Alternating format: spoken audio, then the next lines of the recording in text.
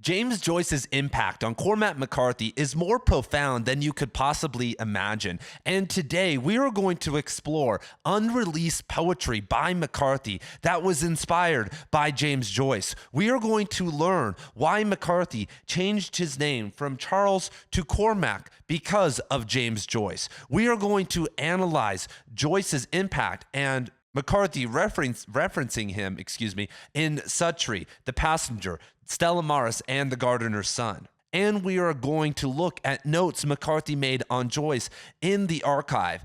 And if you love deep dives on authors just like this, you will find no other BookTube channel doing it like we are doing it over here on Right Conscious. In the playlist down below, you will find over 180 videos on Cormac McCarthy, and that playlist is growing weekly. But we cover more than Cormac McCarthy on this channel. We cover the greatest books and authors of all time. And so if you love diving deep into literature, we would love to have you on this journey. But every great video, every great story needs a villain. And today we have to start with my personal nemesis and a nemesis to many others in the Cormac McCarthy community. Because I remember 10 years ago when I was 20 years old and I first logged on to the Cormac McCarthy subreddit. And I was eager and I was dumb and ready to throw down some substance-fueled rants that maybe weren't totally coherent, but I had good intentions. And so I'd post some of my theories.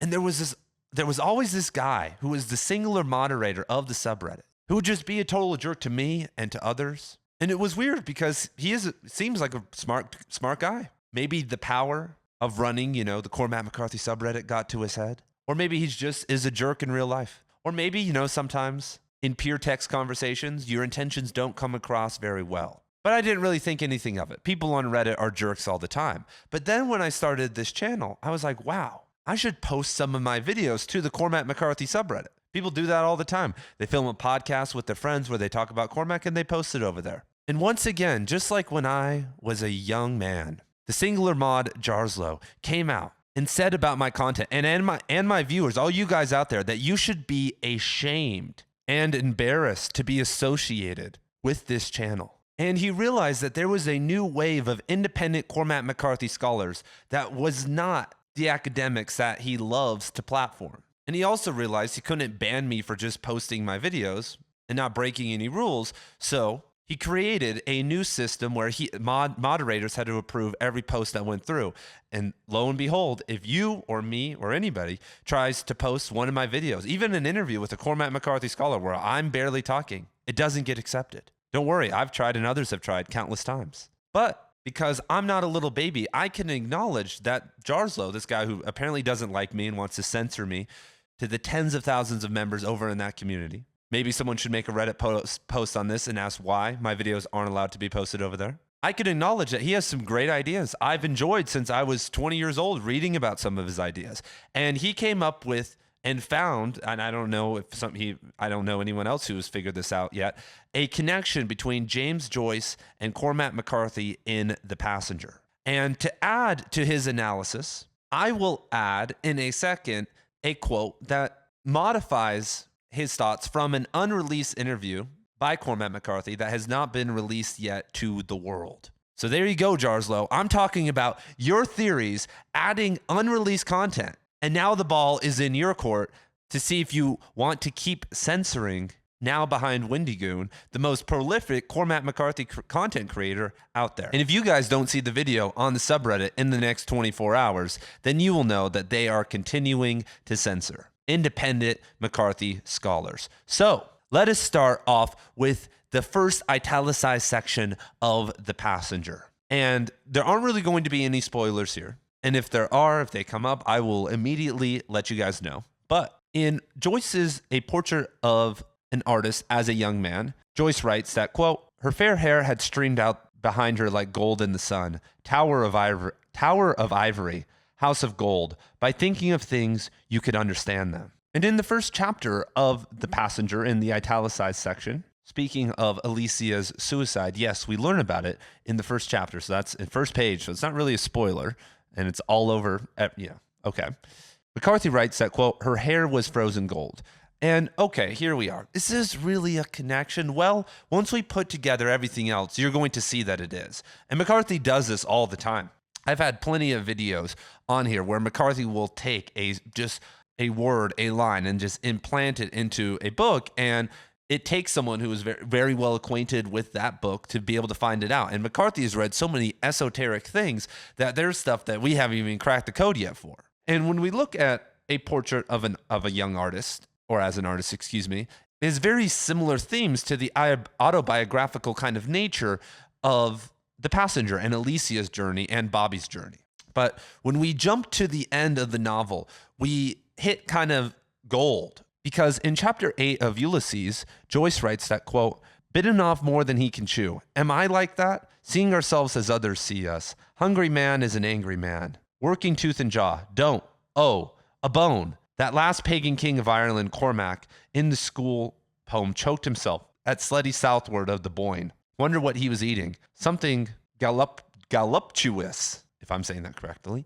St. Patrick converted him to Christianity. Couldn't swallow it all, however." And so then at the end of The Passenger, we get this reference to Bobby being the last pagan king on earth. And Jarslow writes, and we're quoting him now on Reddit, in his post titled Cormac's Hidden Signature at the end of The Passenger, quote, "This passage has similarities with The Passenger, such as A, curiosity about what I am like, B, whether we exist for ourselves the way we exist for others, C, references to previous literature, D, foods, meals, and E, resistance to dogmatic religion. Most notably, however, is that McCarthy appears to have taken Joyce's line, The Last Pagan, and expanded it from Ulysses' Ireland-specific usage to The Passenger's broader consideration of Earth or the world." And so McCarthy knew that this was going to be his last novel that was going to be released in his lifetime. And there's actually some news. There's going to be a new Cormac McCarthy novel and apparently a collection of novellas coming out,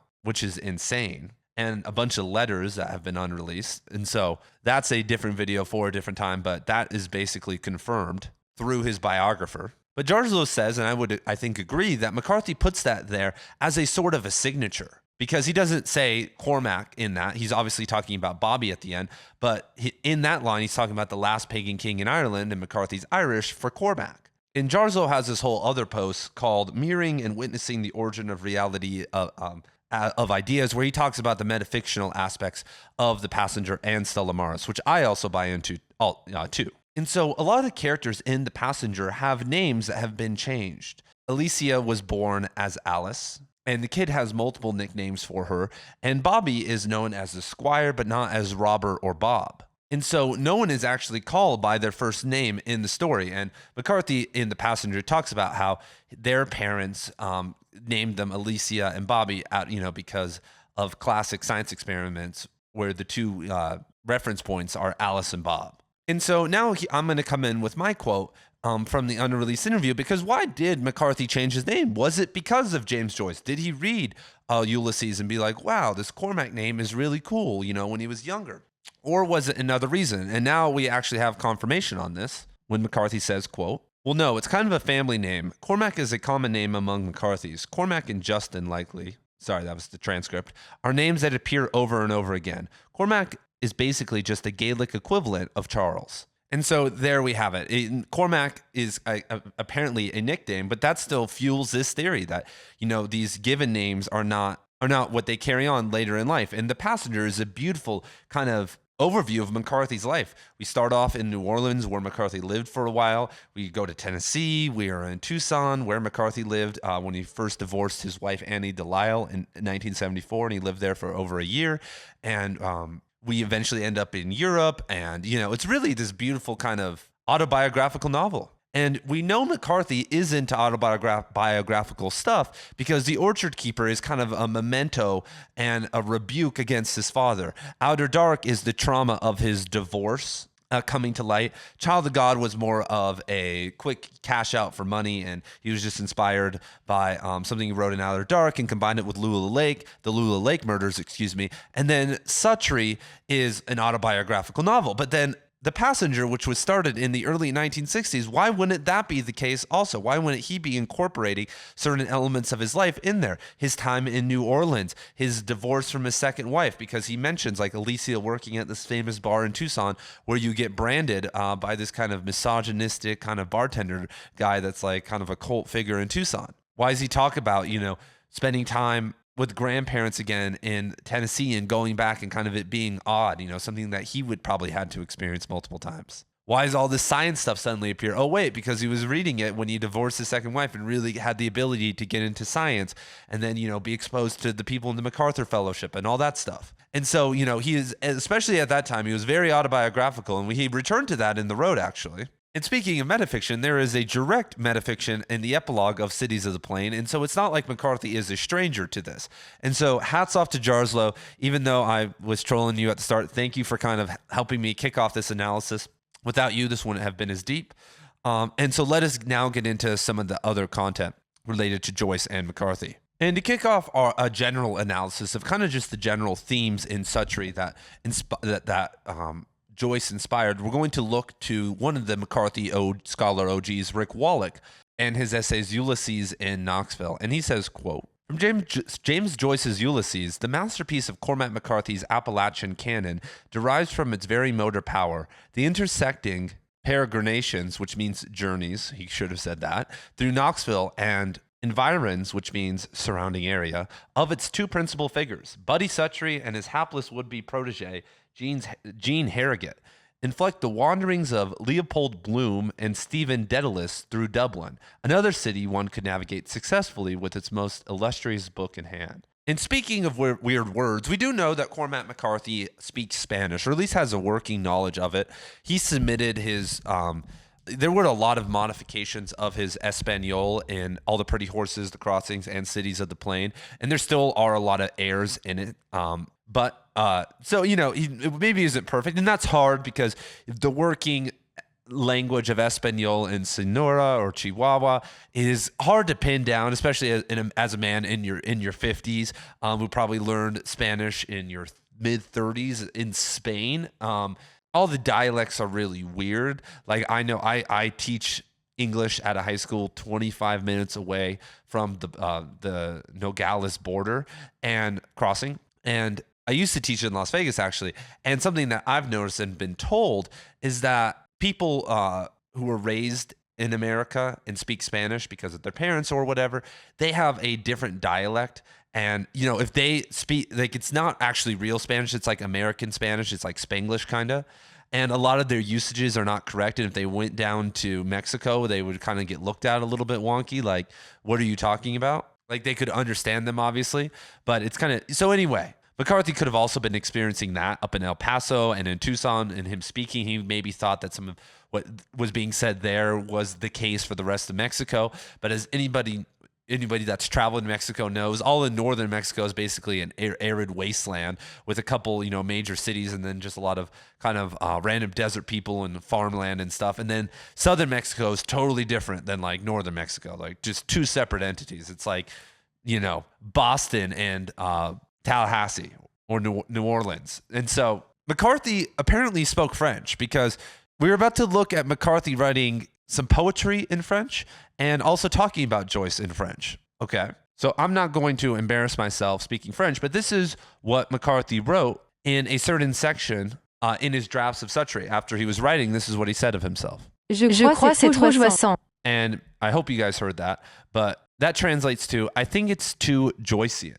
And during one of the more iconic moments in Suttree, the Moonlight Melon Mounter scene, McCarthy writes a poem inspired by that encounter, which is great, but it's in French. So McCarthy's writing poetry in French, and he says, quote, and I'll let the French lady AI read it. Qui où est l'homme qu'il passait le nuit dans le forêt toussant le bruit, c'est lui qui dorme se la brouille comme les hommes là-bas. Not the most elegant reading of poetry I've ever read, but that translates to, who or is the man he spent the night in the forest, all without noise? It is he who sleeps this scramble like the men down there. And if someone has a better translation of that than Google Translate, maybe post that down below. And anyone who speaks French out there, I feel like that translation I just looked at was kind of wonky, but there's nothing I can really do. And if anyone would like to offer an interpretation of what they think all this means, I'm open for it too. I don't really necessarily, I kind of get the man who spends the night in the forest without noise, consummating watermelons. I kind of get that connection and kind of the jokes there. But I feel like I'm missing something important. I'm just too much of an imbecile to understand. So maybe some of you guys, let's get some independent theory going on down here. Don't worry, I won't delete your stuff or tell you that you're an idiot. But if you want to hang out with other Cormac McCarthy scholars or listen to over 25 plus hours of content on Cormac McCarthy you can't find here on YouTube, over on the Right Conscious Substack, we are about to start 3 new Cormac McCarthy book clubs. We are currently about to read Child of God, Stella Maris, and start a new Blood Meridian for Writers book club where we are going to be analyzing kind of the writing style and elements of Blood Meridian together from the viewpoint of writers. And even if you aren't a writer but just care about the English language, it may be a fit for you. But that's not all. Over on the Substack, I host daily office hours where you can talk to me. There are, I think, 6 other book clubs that we are currently doing on other authors, including David Foster Wallace, Murakami, Roberto Bolaño, William T. Volman, and others. And I am just getting over being sick right now, but I'm going to hop back on the train of trying to release daily podcasts over there where I talk about content and stuff that really isn't allowed on YouTube or the masses just aren't going to enjoy. And so if you guys want to support this channel, you guys can go over there and sign up and chill with me and others daily, read Cormac McCarthy novels. But if not, that's okay. And let's get back to the video. Oh, and the link to all this is down in the description below alongside my Cormac McCarthy t-shirts and a bunch of other cool free stuff. McCarthy also makes a note to Joyce in his Suttree drafts, but as Michael Lynn Cruz notes, it doesn't really lead anywhere. He quotes a line that reads that, quote, "She is a hoary pandemonium of ills, enlarged glands, mumps, quinsy, bunions, hay fever, bed sores, ringworm, floating kidney, Derbyshire neck, warts, bilious attacks, gallstones, cold feet, varicose veins." And so that's kind of the over-describing, or probably the stuff that McCarthy thinks is funny. Like in The Passenger, we kind of got to see some of McCarthy's modern humor and some of his jokes, which were almost like very adolescent, which I thought was very funny. But that's how people used to joke back in the day. Like now everyone's censored and canceled and like you can't say certain things. And like, back in the day, even people that voted for, Democrat or whatever were, saying crazy stuff. Even back in 2007, like people who are the most woke people I know now were saying words like retard and faggot or whatever other word back then, which, I wonder how they reflect on that now. In more videos, we're going to talk about McCarthy's parody because he actually writes more poems and does more modifications like this, that are in the spirit of Joyce, but with other authors' stuff. So we'll have to get to all that another day. And a similar idea McCarthy employed in his screenplay of The Gardener's Son. If you guys want to watch The Gardener's Son, I have that movie up on this channel. And in the archive, McCarthy writes, Stills compose an overture as in Ulysses. And I'm not going to read the overture in Ulysses, but McCarthy's main idea at the start of The Gardener's Son, and go watch it. I'll put the link down in the description below. Go watch the first couple minutes and you'll see what he's talking about here, was, quote, "These fragmentary phrases appear almost meaningless to the reader till he has pursued the chapter to its end. Nevertheless, they should not be skipped. They are like the overtures of some operas and operettes, in which fragments of the leading themes and refrains are introduced to prepare the hearer's mood and also to give him, when these truncated themes are completed and developed in their proper place, that sense of familiarity which, strangely enough, enhances for most hearers their enjoyment of a new tune." And so there is another influence that Joyce had on McCarthy that isn't even a literary one that he applied to his screenplays. And reading that probably doesn't seem too crazy. We've all seen this actually done before. Actually, David Lynch kind of likes to do this, like in Twin Peaks with photos. Anyway, but this was 1976. These were a little bit more avant-garde tactics that McCarthy was trying to employ, which is funny to say because The Gardener's Son isn't like some avant-garde movie. So how this is all applied is a little bit unclear. We could obviously make assumptions of readers of Joyce and McCarthy in some of McCarthy's more intense prose, but in Suttree, McCarthy was actually reading while he was writing Suttree a novel called Three Philosophical Novelists, and it details Thomas Mann, Andre Giddy, I don't know how to say his name, and James Joyce. And what's interesting is, once again, like, people don't really, I made a video called How to Write Philosophical Novels. It's actually a process. It's really hard. And McCarthy read a novel on how to write a philosophical novel. This is why he's better. Like, people try to downplay the work that McCarthy did and writers do all the time, but this is training. You don't just wake up and do this. And the people who think that never reach the level of Cormac McCarthy and live in the delusion that they just got passed over. I could have been a contender. Like, they're living that their entire life, and it's sad. It's just sad to watch. And McCarthy actually quotes multiple lines from this section, from the Joyce section, and actually applies some of the theories that he's talking about to Suttree. Some of the Suttree's hallucination scenes with the typhoid fever, and McCarthy kind of he steals lines, actually, but he really tries to get some of the musicality and rhythm that James Joyce is is famous for in the typhoid section, because it's kind of hard to read. It's like a fever dream stream of consciousness. And, here's a line like, a flood tide of screaming fiends and assassins and thieves and hirsute buggers pours forth into the universe, tipping it slightly on its galactic axes. Like, that's pretty sick, right? Very Joycean. And McCarthy, like, some of the lines he quoted are Joyce's fault, if it is his fault, lies not in irrationality, but in his excessive, almost theological rationalism. And McCarthy was trying to look to Joyce as an inspiration for madness, for some of these deeper, more intense scenes, probably in Blood Meridian and, with the Comanche scene. Like, when you look back at history, like, it wasn't Hemingway that was inspiring that. It wasn't T.S. Eliot. It was James Joyce who was kind of one of the, it wasn't Proust. It wasn't, any of those people. It was Joyce who was really kind of the forerunner of that style. And McCarthy wasn't that far detached from him. Ulysses was published, in 1920, and McCarthy started Suttree in 1958. If you think about that, that's only 38 years ago. That's actually closer than when All the Pretty Horses was released. Am I right? Maybe wrong there, but kind of a similar time frame, right? Like, I can look back at that and be like, that doesn't seem that far away. That doesn't seem detached. McCarthy's dead, just like how Joyce was dead, but it feels close. It feels like something that I can do. And so, thank you guys for being here. Thank you guys for being a part of this wonderful community. I love each and every one of you guys. I would love to see you guys over on my Substack, in some of the book clubs, in the office hours. But if not, love to see some of you guys in the comments, as always. Until the next video, peace.